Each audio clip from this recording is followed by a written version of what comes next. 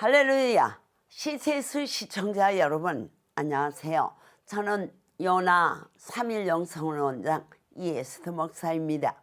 오늘은 사무엘상 16장 1절 이하의 말씀을 통해서 위기에서 빛나는 하나님의 지혜라는 주제로 함께 은혜를 나누려고 합니다. 하나님께서는 이스라엘이 먼저 자기 백성으로 구원받도록 정해 놓으셨지요. 그러나 그들이 하나님의 초청을 거부할 때 이방인을 부르셔서 천국을 가득 채우셨던 것입니다.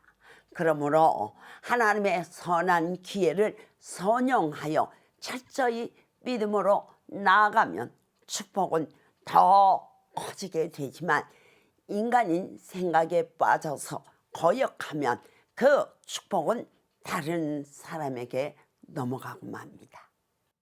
첫째, 그렇다면 우리가 어떻게 해야 하나님의 선한 계획을 붙들 수 있을까요? 우선 하나님이 어떤 분이신지 제대로 아는 것이 가장 중요합니다. 그래야 믿음이 생기고 축복을 감당할 수 있습니다. 그리고 교만해지면 하나님께 버림받게 되는 것을 알고 겸손하기 위해 필사적으로 몸부림쳐야 합니다.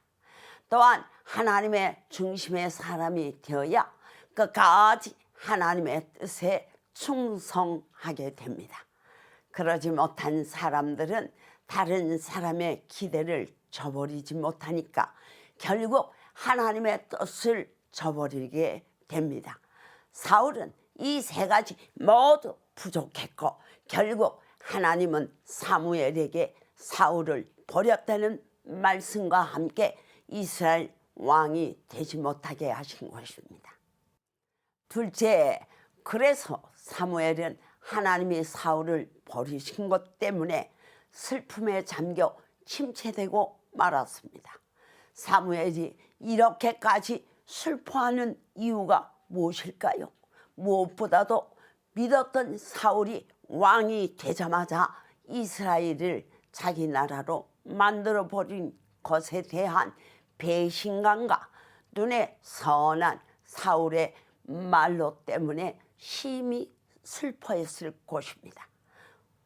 그런데다가 이제 도대체 누구를 믿어야 할지에 대한 절망감으로 침체의 늪에 빠진 것으로 보입니다. 그런데 이때 하나님께서 사무엘을 책망하십니다. 내가 그를 위하여 언제까지 슬퍼하겠느냐 하시면서 이제 과거를 털어버리고 새로운 미래를 향하여 전진하라고 하셨습니다. 그러면서 베들레헴 사람 이새의 아들 중에서 한 왕을 보았으니 그에게로 보내겠다고 말씀하십니다.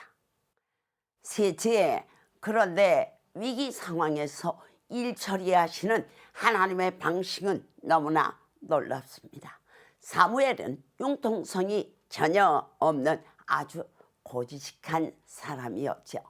그래서 자기가 베들레헴에 가면 분명히 새로운 왕에게 기름을 부으러 왔다는 사실을 밝히게 될 텐데 만약 이것이 사울에게 보고되면 그 기름 부음을 받는 자와 사무엘은 죽음을 면치 못할 것입니다.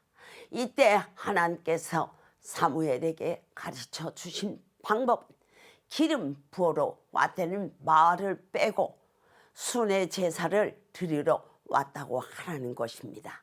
그러면 아무리 사울이라 하더라도 순회 제사까지는 막을 수 없고 사무엘은 틈을 잘 보아서 하나님이 준비하신 사람에게 기름을 부으면 되기 때문입니다. 이것을 통해서 우리가 깨닫게 되는 것이 무엇일까요? 하나님은 사울을 더 이상 하나님의 종이 아닌 적으로 생각하신다는 사실입니다.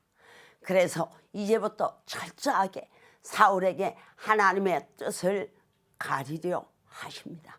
이처럼 말씀을 거두어 가는 것은 하나님께서 어떤 사람을 부르실 때에 사용하는 가장 무서운 방식이기도 합니다. 왜냐하면 하나님의 계획은 그 말씀 안에 다 들어있기 때문입니다. CTS 시청자 여러분, 우리 모두 하나님의 선한 계획을 붙들기 위해 힘쓰고 하나님의 책망에 귀를 기울여 지혜의 말씀에 순종하면서 합심하여 선을 이루는 성도가 되시기를 주님의 이름으로 축원합니다.